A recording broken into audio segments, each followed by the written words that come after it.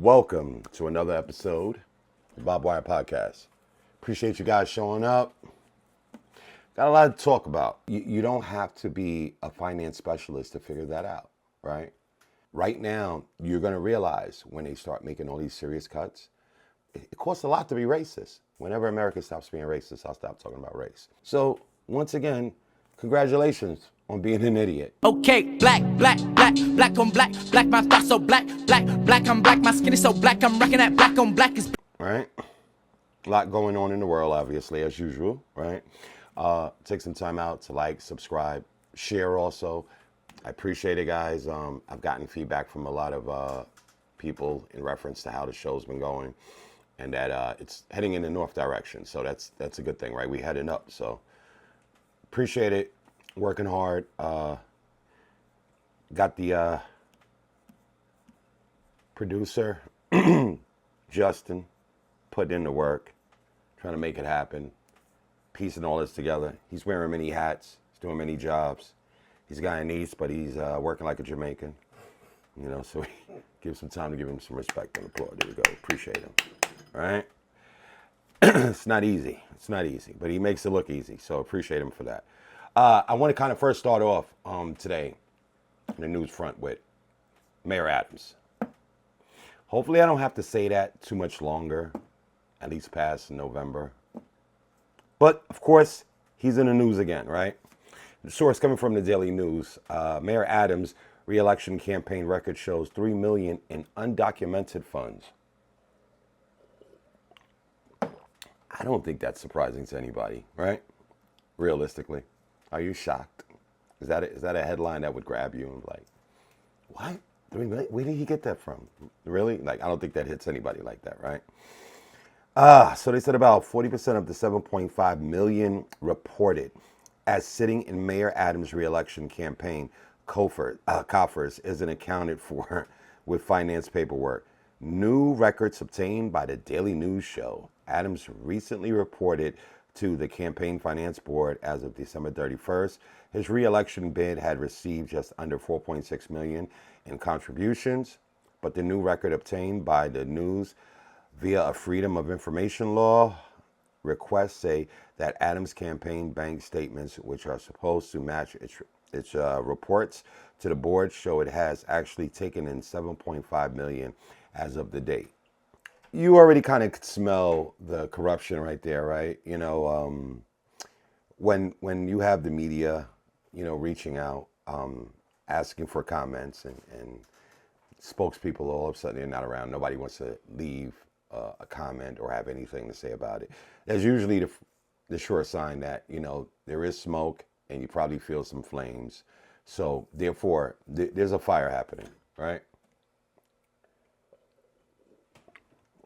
Look, if you don't know by now, and I'm a kid from the BX, grew up, right? Born and raised. Don't currently reside in New York, but I'm always from New York, right? And if there's anything that folks know growing up in New York, you could tell a greasy mother effer, right? Right off the rip, right? We know all those cats, man. Fast talking, you know, deflecting. I hear he's up in the church now. You know what I'm saying? So, you know, when you go into the church and you haven't been in the church, but now all of a sudden you're in the church, that motherfucker's doing something bad, right? Right? When you gotta go speak to Mary, Jesus, Joseph, and Moses, you know, there's some trouble going on, right? So he's trying to get that black church support, right? Because if there's one thing that black folks know, if you could get the black church, like women, the old black church women behind you, the ones with the big fruit cocktail hats, if you get them down with you, you're okay. They're like, look, baby, listen, baby, he's all right. They saying these things about him. And I remember they would do things like this because I was there with Rosa Parks when they told us to get up, right? Those black women, if they down on your team, you okay, you solid, right? So that's what he's trying to pull. So I want everybody to go in there with no rose-colored glasses, you know what I'm saying? Tell grandmammy, you know what I'm saying? Apparently, you know what I'm saying? You haven't taken your medication, grandma, love you. Have many seats because this dude is corrupt, okay? This is a greasy dude. But this is what happens when you elect, once again, a, a police officer, to run your particular boroughs, right? As a mayor, I think typically it's always terrible to have law enforcement be our politicians. They just the system is just too corrupt. It's too broken, you know. And I have family in law enforcement, right? So I know, some people go, oh God, he hates law enforcement. No, listen. Do I like law enforcement? No, I don't. There's a reason why, because it's corrupt as fuck, right? What I do like is law and order, but I'm not talking about the law and order that the Republicans are talking about. See, when they say law and order, they're talking about busting the heads of black folks, right? That's not the law and order I'm talking about. Of course, I want, everyone to be treated equally. And if someone does something, it doesn't matter what your status is, what your finance situation is. If you committed a crime, you're held to the same account as somebody who didn't, right? I don't want you to be able to just purchase your way out just through bail so easily, even though you did something wrong, while the other person who have not been found guilty can't afford to get bail and he's sitting in jail for maybe a year or two, right? I just want a more equal balance system going on. And that does not exist in law enforcement. So that's why I do not like law enforcement. There is a reason why typically black folks are fearful when it comes to law enforcement, right? And I don't think that they should be a representation of us as far as being our political leaders. And it's showing and shining through that bald ass head of Eric Adams right now. I think everybody sees it's crystal clear. He is a corrupt individual. Also, on top of it, we got Governor. Here I am. It's just out of habit. I was going to say Governor Cuomo, Freudian slip, but Cuomo's throwing his hat obviously into the mayoral race. I was a big fan of. I don't want to say big fan, but I appreciated the work that Cuomo did during the time of COVID. He kept our ears to the streets. He was like the governor of the United States during that time and period, right? He was on the news continuously, giving like just round the clock reports, letting us know what's the status, how things are going, how they're trying to handle the crisis.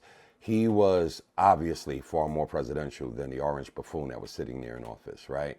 And at that time, looked like he was headed towards, what is that? 1600 Pennsylvania Avenue? Is that where the White House is? I believe. Yeah, and I think he looked like he was headed in that direction, right? Because he was looking extremely presidential. And then, of course, all the things pop up, and with the women, listen, guys, I just don't get it. So, being that he's got that stain on him right now, I mean, would I prefer him over Adams? Of course. But would I prefer him? No, I think there's a lot more electable candidates that's going to be throwing their hats into the ring. So let's wait until that time comes. Let's not just automatically get nostalgic and want to run back to the old and say, oh yeah, okay, well, this guy was so corrupt, Adams, let's go back to get Cuomo. I'm going to move right along in the news. We want to talk about all the SNAP benefits. Got a little sauce in there, that coffee. All right, so I'm getting this from, what source am I getting this from? I can't seem to find a website. Just trust that it's credible, right? Trust it. Millions of low-income households will lose food aid under proposed House Republican SNAP cuts. Cuts would take assistance away from people in every state. Substantial cuts to SNAP would mean households with low incomes in every state would lose support they need to put food on the table, worsening food insecurity and hardship. Well, guys, I mean, it shouldn't really be much of a surprise, right?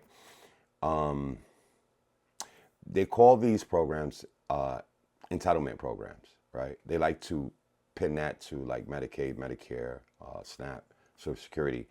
And they make that sound like it's entitlement, like these are just people coming and getting handouts, and they like to also always pin it to fraud, right? If they like stain it with the term there's fraud going on, it gives them the free access to go in and just start wielding around a chainsaw like fucking Elon Musk at a CPAC convention, right?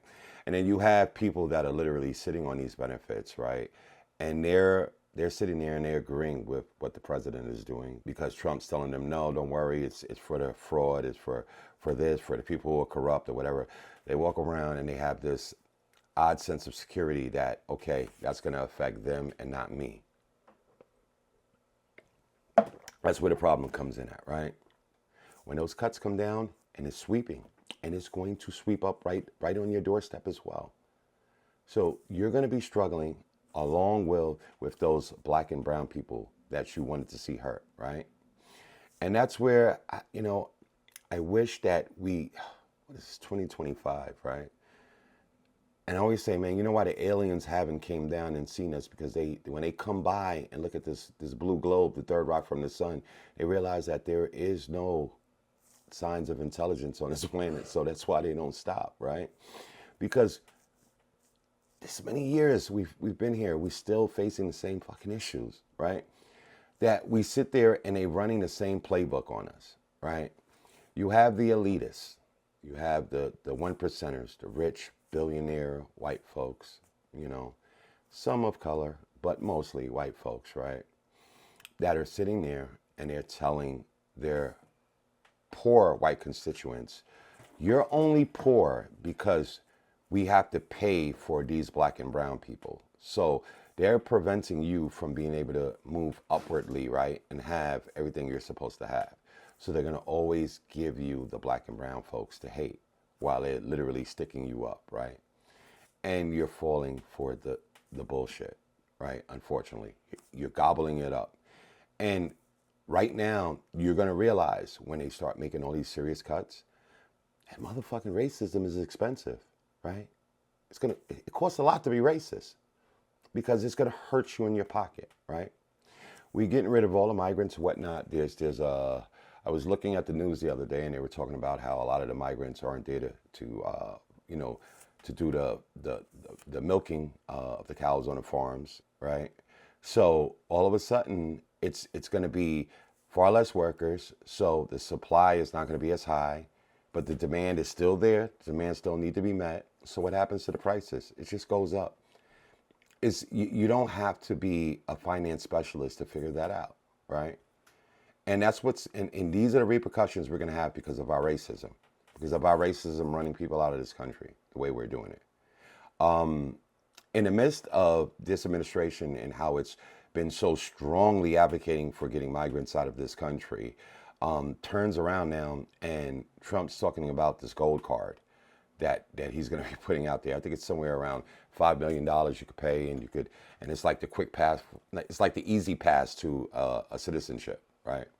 Now look at how ridiculous that is, right? So he's basically saying citizenship is for sale, right?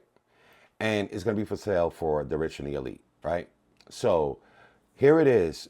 All you people who said, oh, we can't just be letting people come into this country and they're not going through they got to wait their turn. They jump in the line. Remember y'all always saying all these things? So now all of a sudden, now when people come in and have that $5 million, they're going to jump the whole fucking line, right? So it's almost like being at Disney World or Disneyland when you got the, what was that pass called? The Fast Pass. Yeah, Fast Pass to citizenship, right? All you need is a cool $5 million. So now what do all you megalomaniacs have to say about that now, right? Because you're still going to get the foreigners coming into the country, right? But you're going to get the ones that are coming in that's going to be uber rich already because they're going to be able to afford that, right? And then when they get here, what they're going to do? They're going to create businesses and whatnot, right? And then what they're going to do, employ you and pay you shit pay.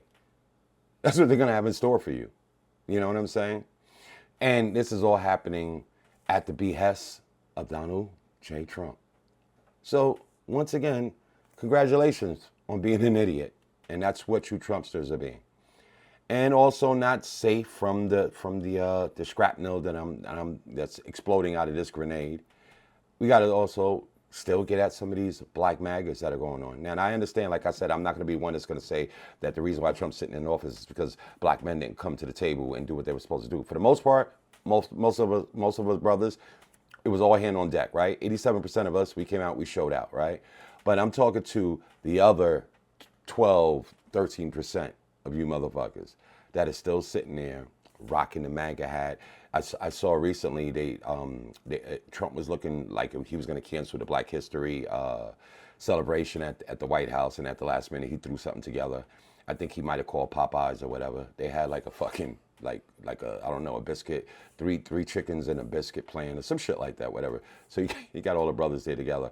There was one brother in particular. I didn't catch his name, man. And this guy was, I mean, he was like celebrating like it was 1999, brother. He was just happy as a mug. He was, bro, he was happy like a baby is for mammy's titty, right? He was as happy as a pig in slop, right?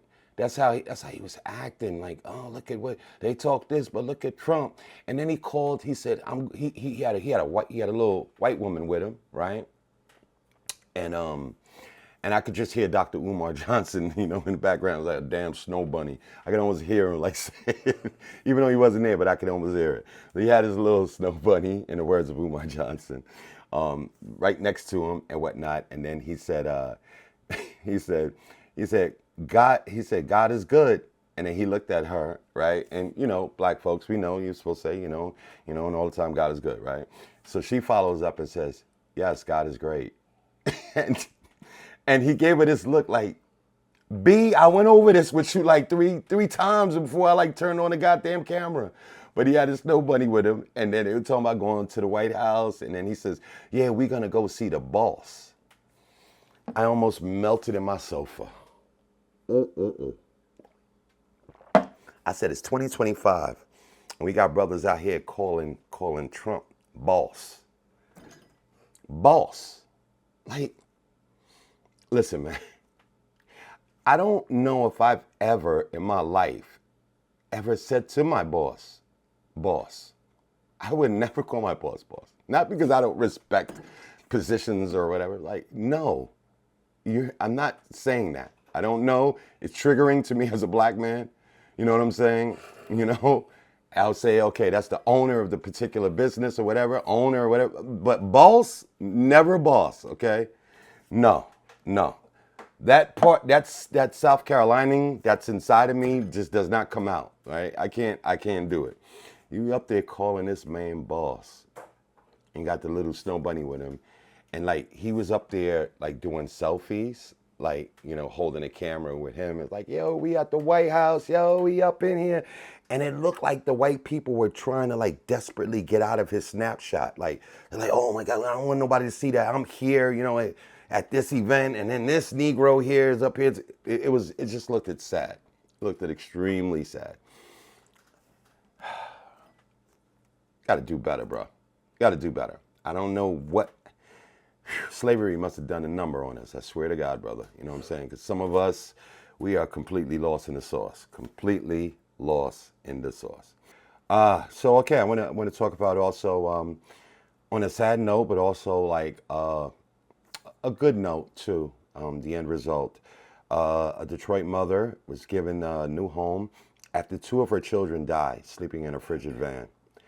The children, Amila Curry, 2, and Darnell Curry, 9, died February 10th after the van the family was living in apparently ran out of gas. I don't know. It's so weird. It's ending on a very high note, but it started on obviously a very bad low note, and I think that's an indication of where we may be heading. We got 4 years of this administration, and as I said in the earlier stories where we were talking about the potential budget cuts that's going to be coming down, that's going to be affecting people on SNAP, we're going to hear a lot more horror stories like this, unfortunately. There's so much housing insecurity that's going on in this country right now, and people are literally living in their vehicles, right, and really depending on any source of food that may be coming from government helping. And I don't know where's this turn of this anti-humanity that exists in this particular country comes from, where we become so self-absorbed as a nation, where we don't care. We always say America first, but yet we don't even care about Americans, right? they'll sit up there and says, oh, what the hell? Why are we helping the Ukrainians? Why are we helping the Israelis? Why are we helping this guy? Why are we helping that guy? America first, America first. And then when they're talking about SNAP benefits to give food to the less fortunate or whatever, it says, oh man, why don't these people are slackers, they're lazy. No, stop them. They're fraud. They're lying. They won't go out and pull themselves up by the bootstraps and whatnot, right? Meanwhile, we have Donald Trump and Elon Musk pretty much firing every black and brown person around, you know what I'm saying? Because he's specifying that more than likely they got the job because of DEI. You know, he got rid of one of the top black military officials. I forget the gentleman's name. Fired him. There was also a top woman also that was, I believe, in the military also. I think she lost her position as well. And all of these things are happening to under the guise of DEI, right?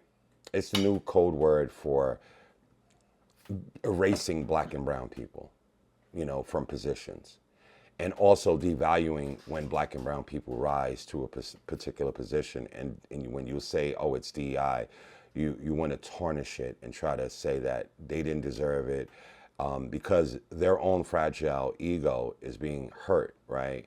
Because they, in their mind, is like, how could this black or brown person know more than me or be more qualified than me? So once again, they're given this whole messaging that, oh, they only got that because of DEI, right? Because they walk around with such a privileged state of mind that is beyond the realms of belief that anyone of color could be anywhere and gained their access, you know, to success without some sort of handout, right? And they're not realizing that white folks in America, you guys are the first DEIs. You have always been the first DEI, right? When it comes to this country, y'all were always given and I don't want to get too much into a whole big history lesson, but I mean when you left England to colonize America, right? The monarchy said to these white people, we're going to give you this stuff. We're going to give you this land, this territory, just because. What is that? You're giving handouts already, right? You didn't earn any of this stuff, right? You know, you left Mother England because obviously you weren't doing very well there, right? Because anyone that was doing well in England did not fucking get on that long, arduous ride to come all the way to North America, right? Like, no, they just didn't. You know what I'm saying? Nobody says, yeah, you know what, I'm tired of this palace life. Let me go to a fucking wilderness where I could probably get scalped by some indigenous people, right? Like, that didn't happen, right?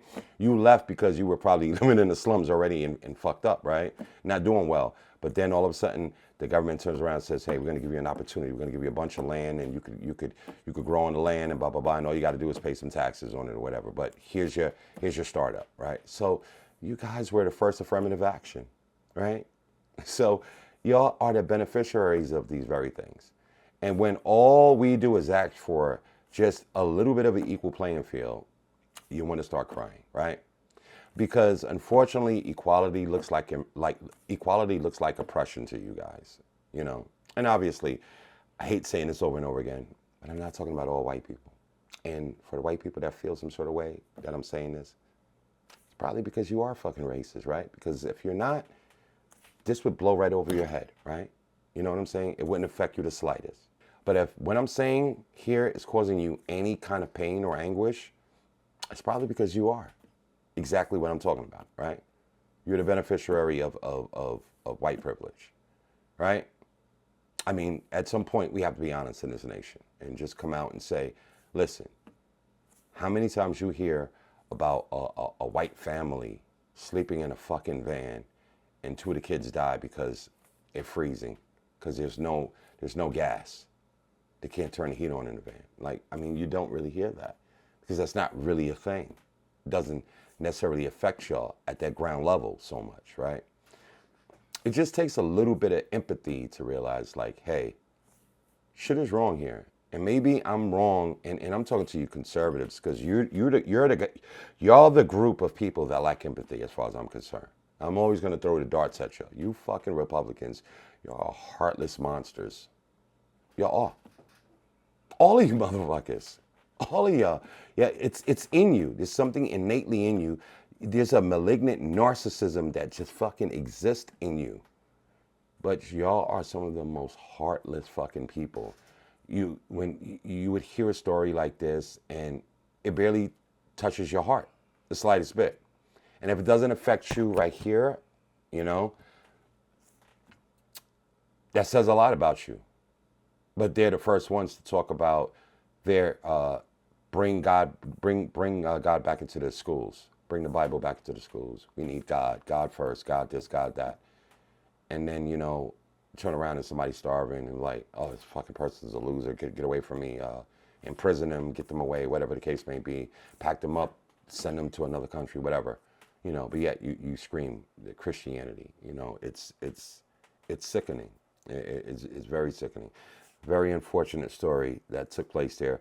Hopefully she finds some peace because she have a new home and all, but I know it's bittersweet because she's 2 children less than what she started with. So that's very, very, very unfortunate. Yes, Voletta Wallace, the mother of the Notorious B.I.G., great one. She died at 78 years, young. She played the rapper music as a child, stood by him during his career, navigated the legal and artistic questions that arose after his killing. Voletta Wallace, the mother of Brooklyn rapper Notorious Big, whose stewardship of her son's career and of his legacy after he was killed in '97 helped cement him as a hip-hop legend, died Friday. She was 78 years old. Her death in hospice care, so she was in hospice, so she was kind of, unfortunately, on her way out. On that note, peace. I'll see you guys next week. Stay safe. There's also a little words of wisdom that I always want to leave behind.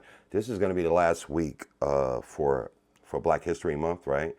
And I want to leave with a quote that always hits me pretty well. This happens to come from, this was a quote that came from President Lyndon B. Johnson, and I usually like to every so often put this on my social media because it hits so true.